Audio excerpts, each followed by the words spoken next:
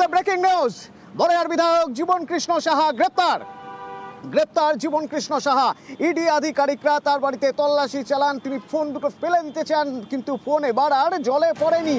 Phone পড়েছিল ডাঙায়, সেই ফোন উদ্ধার করা হয়েছে। তিনি পাঁচিল টপকে পালাতে যাচ্ছিলেন, তাকে নিয়ে আসা হচ্ছে তার বাড়িতে। টানা তাকে জিজ্ঞাসাবাদ, তার কাছ থেকে বেশ কিছু নথি তথ্য। তারপর ইডি আধিকারিকরা গ্রেপ্তার করেন জীবন কৃষ্ণ সাহাকে। বড়াইয়ার বিধায়ক জীবন কৃষ্ণ সাহা এর আগে 2023-এও গ্রেপ্তার হয়েছিলেন। ঠিক 1 বছরের মাথায় তিনি জামিন পেয়েছিলেন, জামিনে মুক্ত ছিলেন, এবং আজ আবার গ্রেপ্তার করা হলো বড়াইয়ার বিধায়ক জীবন কৃষ্ণ সাহাকে। জীবন কৃষ্ণ সাহার শ্বশুর বাড়িতে, পিসির বাড়িতেও ইডি আধিকারিকরা তারা আছে তল্লাশি চালান। একযোগে একই সঙ্গে তারা তল্লাশি চালাচ্ছিলেন।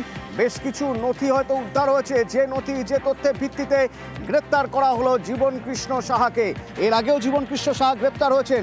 জীবন কৃষ্ণ সাহা 2023 সালে গ্রেপ্তার হয়েছিলেন। 17ই এপ্রিল তাকে গ্রেপ্তার করা হয়েছিল। এরপর 2024-এর 14ই মে, অর্থাৎ ঠিক 1 বছর 1 মাসের মাথায় জামিনে মুক্ত হয়েছিলেন জীবন কৃষ্ণ সাহা। ফের একবার গ্রেপ্তার। জীবন কৃষ্ণ সাহার বাড়িতে যখন ইডি আধিকারিকরা যান, বাড়ি থেকে পালানোর চেষ্টা করেন পাঁচিল টপকে, কিন্তু সে চেষ্টা সফল হয়নি। আগেরবার যখন সিবিআই আধিকারিকরা গিয়েছিলেন, তখন মোবাইল দুটো ছুঁড়ে ফেলে দিয়েছিলেন তিনি পুকুরে। সেবার যথেষ্ট বেগ পেতে হয়েছিল সিবিআই আধিকারিকদের, কিন্তু এবার সেটাও সম্ভব হয়নি। ডাঙায় পড়েছিল মোবাইল, তুলে নিয়ে এসে জিজ্ঞাসাবাদ, তারপরে গ্রেপ্তার। জীবন কৃষ্ণ সাহা গ্রেপ্তার। আমার সঙ্গে প্রণব রয়েছেন স্পট থেকে। প্রণব, দেখো, এই মুহূর্তে সবচেয়ে বড় খবর সেটা যে বড়াইয়ার বিধায়ক জীবন কৃষ্ণ সাহাকে কিন্তু গ্রেপ্তার করে নিয়ে গেল ইডি আধিকারিকরা। যে সকাল 6টার সময়তেই ইডি আধিকারিকরা এসেছিলেন এই জীবন কৃষ্ণ সাহার বাড়িতে। তারপর দীর্ঘ জেরা এবং তারপরে কিন্তু তাকে গ্রেপ্তার করে ইডি সূত্রে জানা যাচ্ছে যে তিনি যে সমস্ত কাগজপত্র তাকে দেওয়া হয়েছিল, সেই সমস্ত কাগজপত্র ঠিক মতন ভাবে তিনি তদন্তের মুখে তিনি ঠিক মতন ভাবে সহযোগিতা করছিলেন না। বারে বারে কিন্তু তিনি অসহযোগিতা করছিলেন এবং তাকে জিজ্ঞাসাবাদ করে সেইভাবে তারপরে কিন্তু তারা সিদ্ধান্ত নেয় কমপ্লেক্সে নিয়ে গিয়ে তাকে জেরা করার দরকার।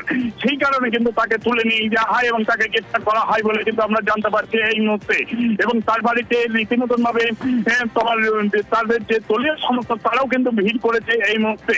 এবং 2023-এর 17ই এপ্রিল যখন যে জীবন কৃষ্ণ সাহার বাড়িতে সিবিআই হানা দিয়েছিল, ঠিক সেই সময় তিনি তার পুকুরের মধ্যে ফোন ছুঁড়ে ফেলেছিলেন এবং পালিয়ে যাওয়ার চেষ্টা করেছিলেন। এবারও কিন্তু সেই ঘটনার একই পুনরাবৃত্তি করেছিলেন যে তিনি মোবাইল দুটো ছুঁড়ে ফেলেন, কিন্তু সেটা পুকুরের মধ্যে পড়েনি, পুকুরের পাশের মধ্যে পড়ে যায়।